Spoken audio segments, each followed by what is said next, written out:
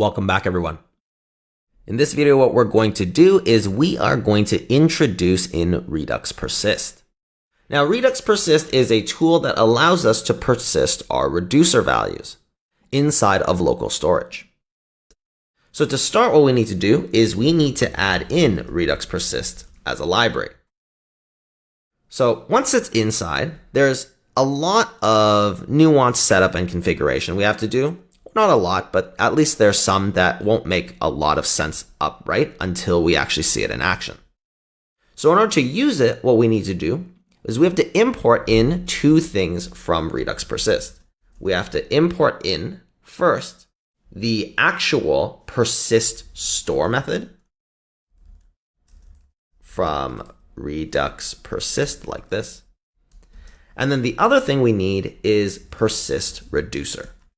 These are the two methods that will help us actually set up our persistence.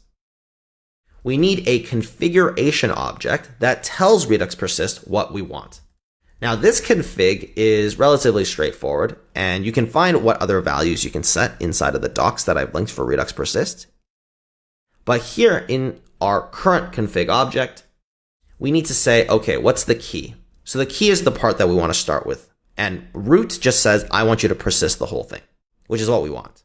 We want to start from the root level. Then, as far as the storage, what do we want to store this into? So here, we need to import this in from Redux Persist /lib/storage. So by default, in any web browser, this will just use local storage, which is what we want. So this is what we'll pass as the storage value, like so. Except using this shorthand where we cast the variable as the key name. And then what we need is we need to think about whether we want to blacklist or whitelist any of these reducer values.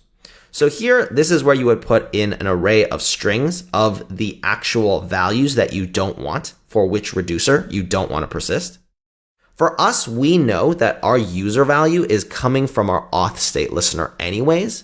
So if that's the case, we probably don't want to persist the user, because this might conflict and clash with local storage in a way where we get some weird interactive behavior we may not want. So I'm just going to blacklist the user. Now what I'm going to do is I'm going to say I want to create a persisted reducer using this persist config. So I'm going to call persist reducer like so. And here I'm going to pass it two things. First is the persist config, and then the next thing is the root reducer. With these two now, I have created a persisted reducer, which is what I want to use for my store. So now my store is by default going to be using persisted reducer. And then what I'm going to do is I'm also going to export out a persister object, which calls persist store using the store object. So it's using these new modified persisted values that we have in Redux that we can now persist the store.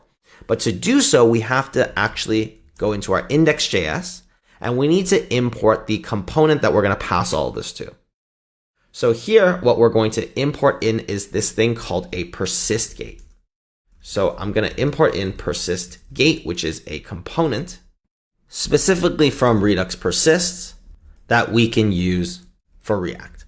So this lists under Redux Persist, not React, /integration/React, like this.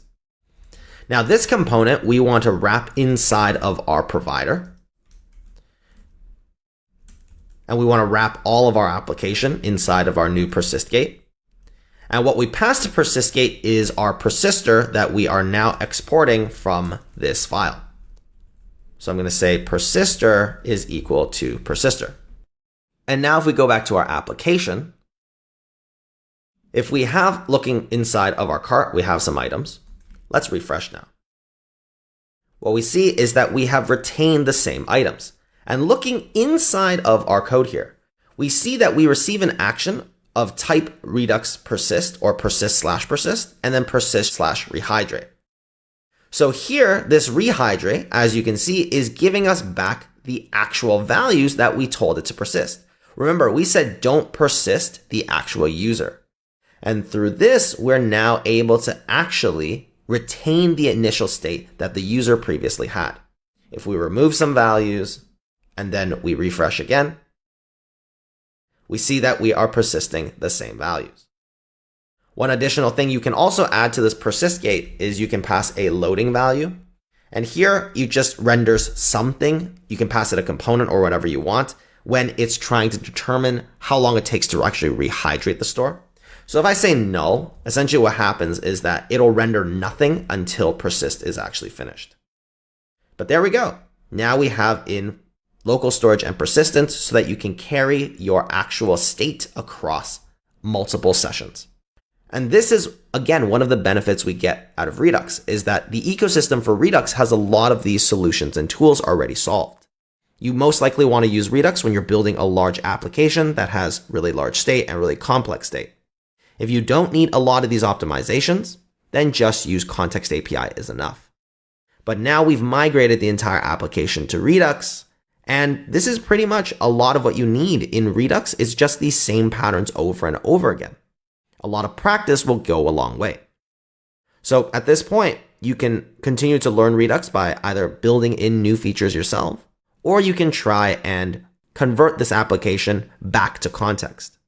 By doing so, you'll actually think about these mappings and all of these different logical decisions that we made in order to architect the application this way. So there's a lot of different ways that you can learn. Again, practice always makes perfect. But now that you're armed with the knowledge, at least you'll know what to do. Redux is one of those things that naturally, again, has a steep learning curve that will only get easier the more you practice. But that's it. We have in our Redux Persist, we have Redux, and now you have seen what it takes in order to set up Redux as your state management service inside of a React application.